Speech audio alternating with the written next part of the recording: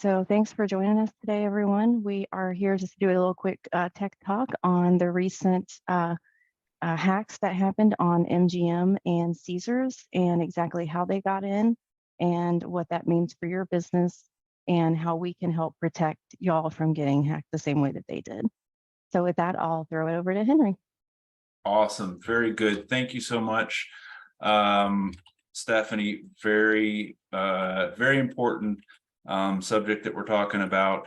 And for customers and everybody else that's on here, we're going to try to be super brief and get this across quickly, but it's really important. And there's some service delivery things that are affected by what happened at MGM and Caesars in so many companies and organizations across the world. So we're going to kind of get right into it. But before we do, I want to make sure and bookmark a couple things with you real quick.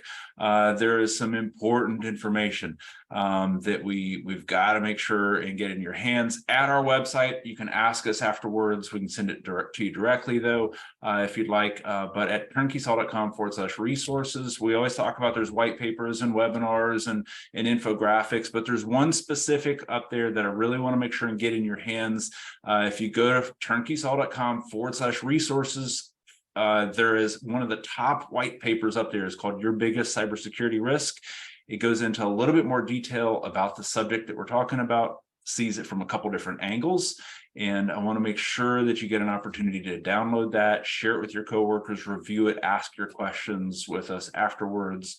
And of course, all the other resources up there are yours for the taking and free to use in your organization as part of your cybersecurity training or awareness at any level. Also, make sure and sign up for our newsletter because there's a ton of other really good stuff. We had a good article a month or two back about fake software ads being a part of hackers' attack vectors.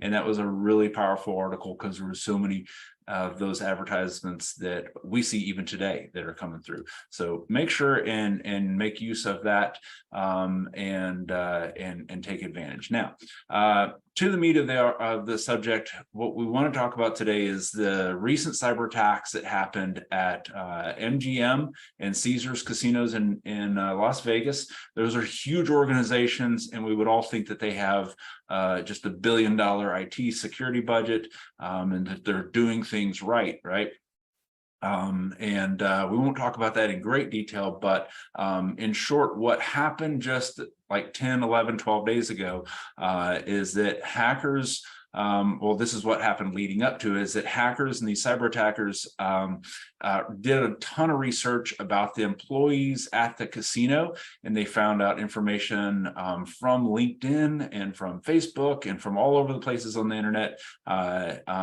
information about managers and different people in the organization in the IT department and not in the IT department. And they started building this kind of ecosystem, or they started writing out the structure of what the casino and employee map looked like. Then they used that information and impersonated a non-IT person, called the IT help desk, and got the IT help desk to give them information and reset a password and allow them to log in. Now, from there, they were able to log into a system and start putting on their malware or start stealing data and start compromising information. That's when the IT departments and the security teams started becoming aware of what had happened and started researching it. It's important to note that for the attack to happen, nobody got a virus. Nobody got even a fake email.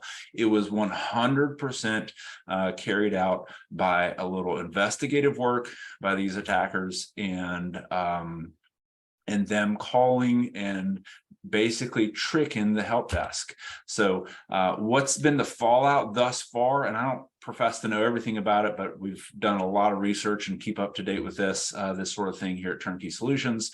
But what has happened thus far is that it appears that Caesars, there are two different independent organizations, Caesars and MGM. Caesars paid what we understand thus far a $15 million ransom. All right, MGM.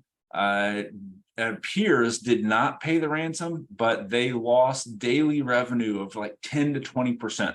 And some people are estimating that's like $8.4 million a day. So it looks like Caesars got off cheaper.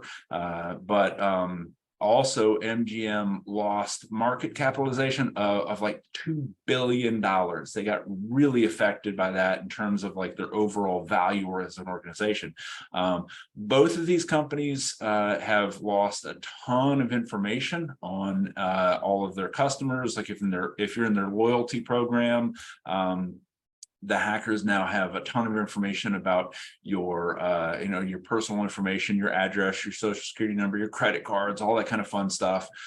So the losses have not even begun to be fully tallied on this.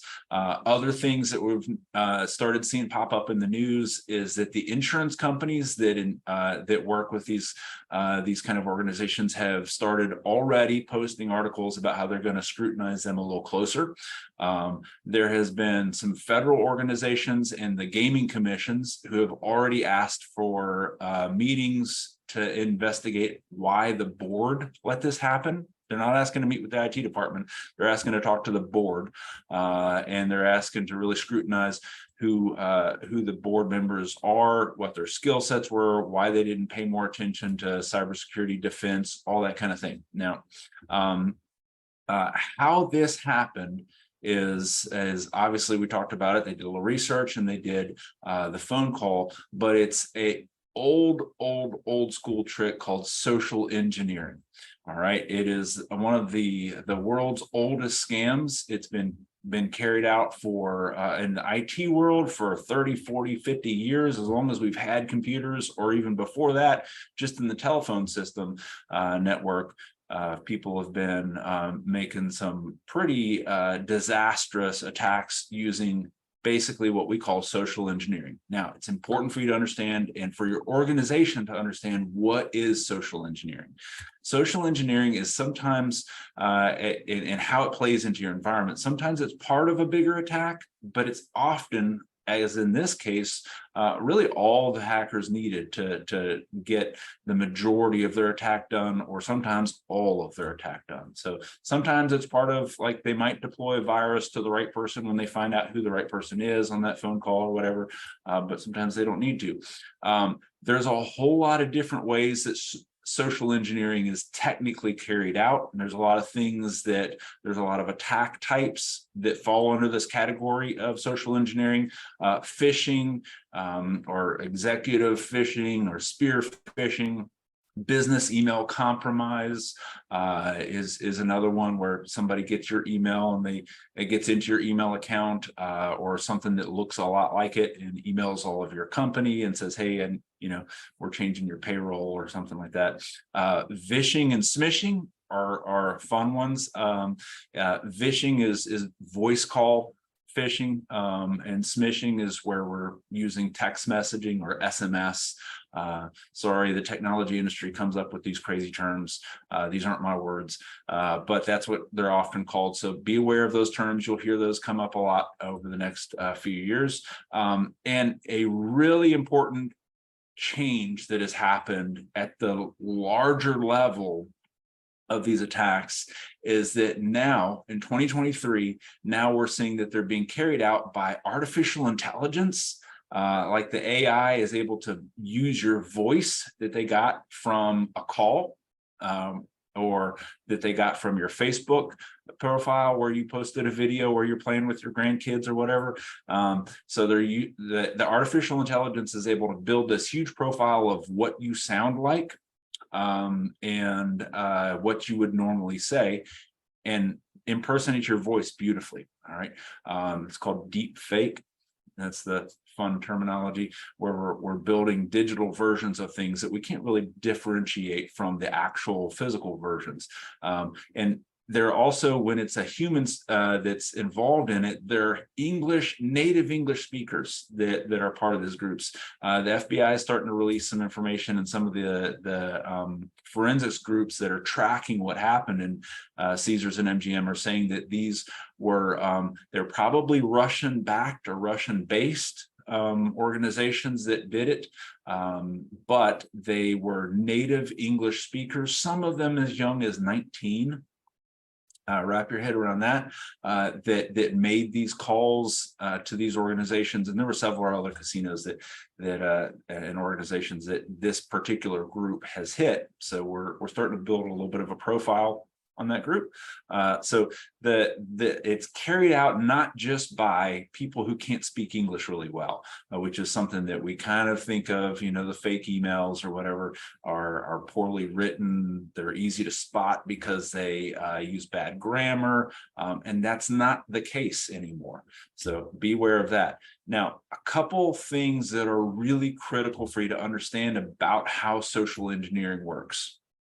For starters, it is a psychological trick, okay? It's a deception or a manipulation that is using psychological tricks, psychology. There's a great video online, I can share it with y'all if you're interested, of a social engineering researcher or kind of a white hat hacker who calls one of the major cell phone providers, and she plays an audio file of a baby crying in the background. And just due to the heightened tension of that background noise and her story about how she's trying to recover her husband's cell phone number and help him out, and he's traveling or whatever, I forget the exact story, the person on the other end of the line, who's one of the major tech support for one of the major cell phone providers, falls for it and resets the account, and she's able to get into his cell phone number and carry out the attack. And she's doing all this live on camera, and it's pretty depressing.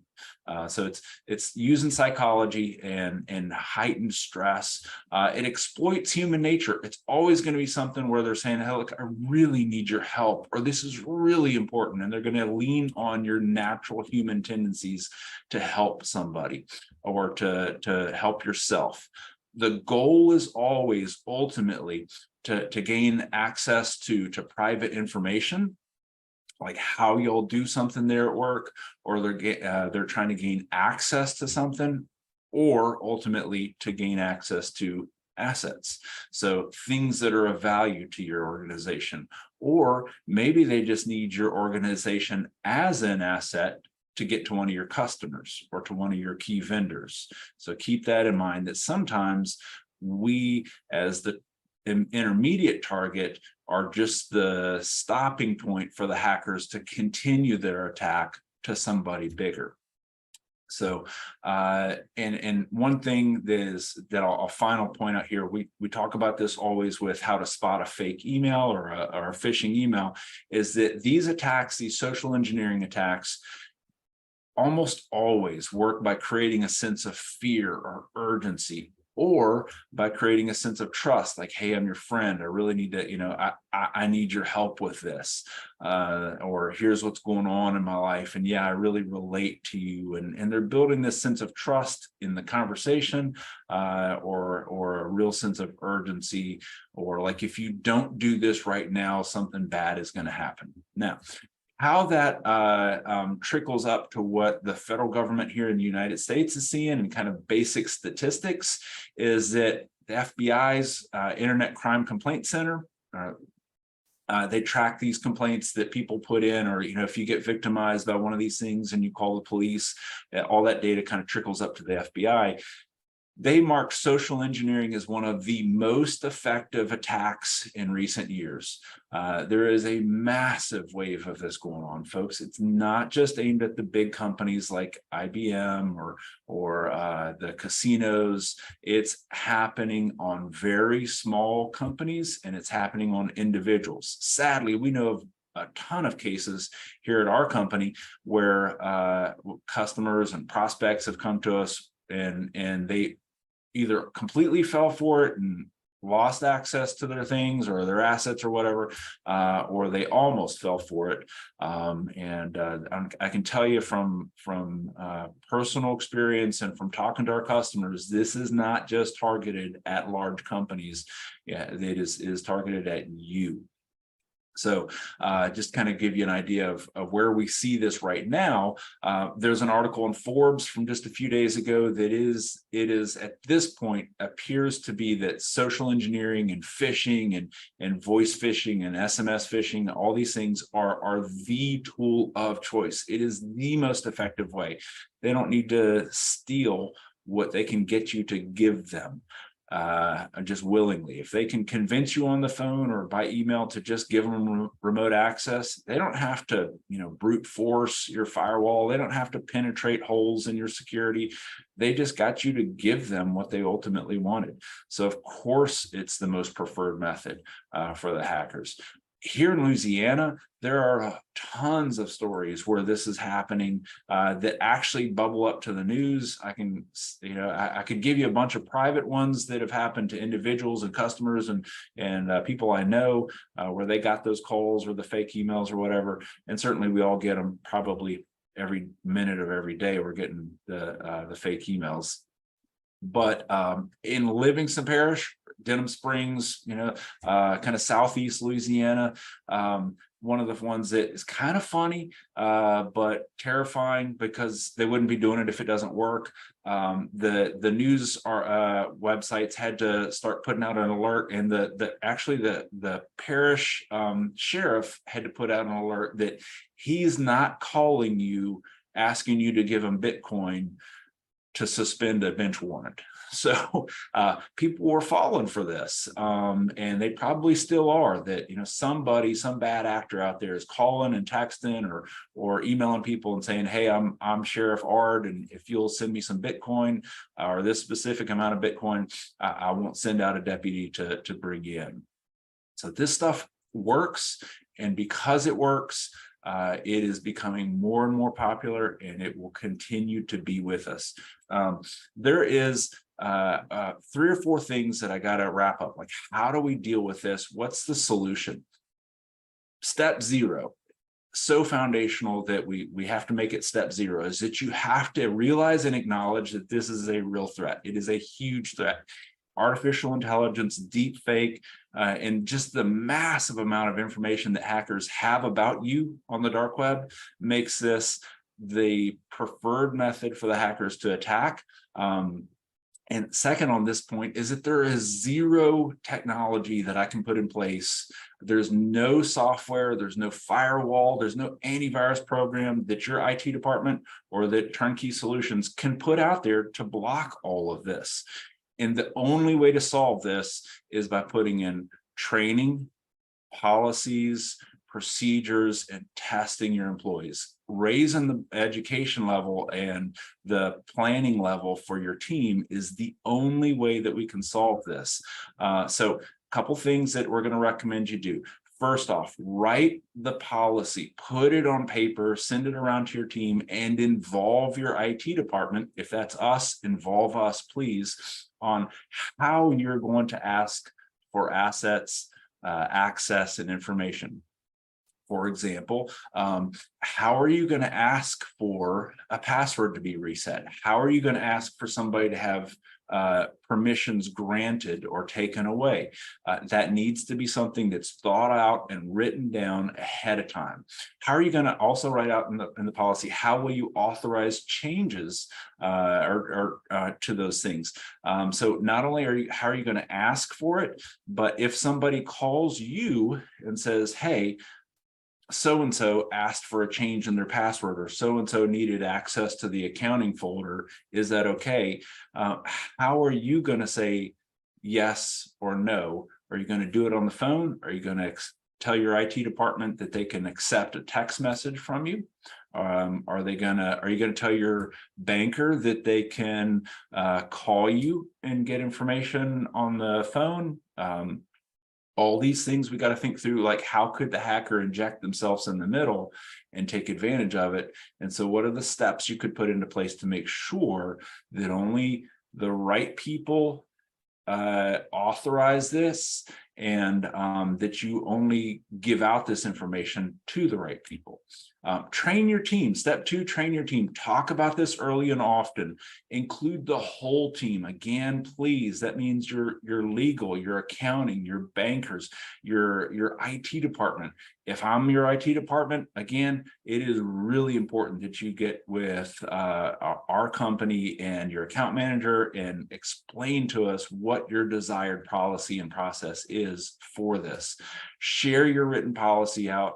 Be willing to maybe tune it up, because these things change and maybe we need to do this a better way or a faster way, and test your team. Cybersecurity training and testing can and should be, and I will maintain this for as loudly as I can, it should be automated.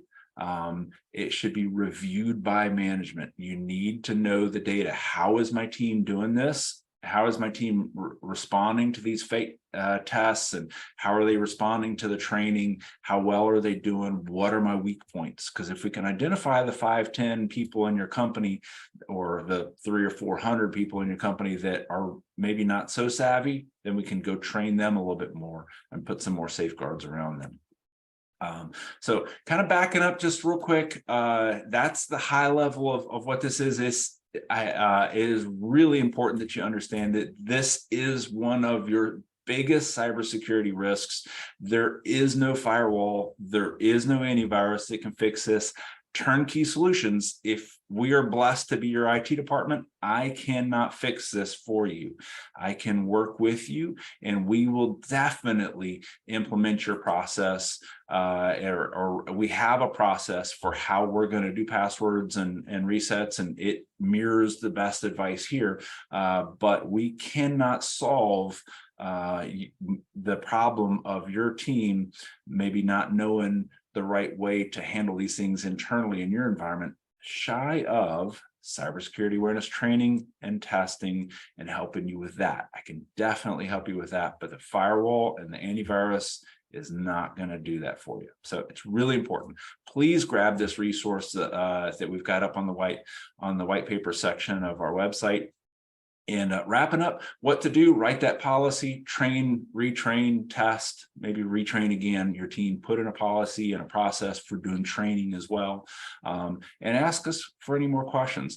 Look, Turnkey Solutions is honored that you are here. I am so glad that you joined us for today's presentation. We really look to see how we can serve you and meet the needs that are most pressing and most important in your organizations. This is certainly one of those that we're seeing as one of the biggest problems across all of our clients and all the prospects and all the companies that we talk with. That's why we wanted to bring it today. So email ask@turnkeysol.com or ask@tks.la. It's the same thing. And we'll get you signed up on our monthly newsletter, get you any other resources or white papers that you'd like to see. Follow us on Facebook and LinkedIn, and watch for our next webinar, where we're going to bring up something else really important and pressing to make sure that your business stays safe and secure and prosperous. Thank you very much for your time. I really appreciate the opportunity to be of service, and hopefully you found this useful, and I hope you'll have a great day. Thank you, and talk to you soon.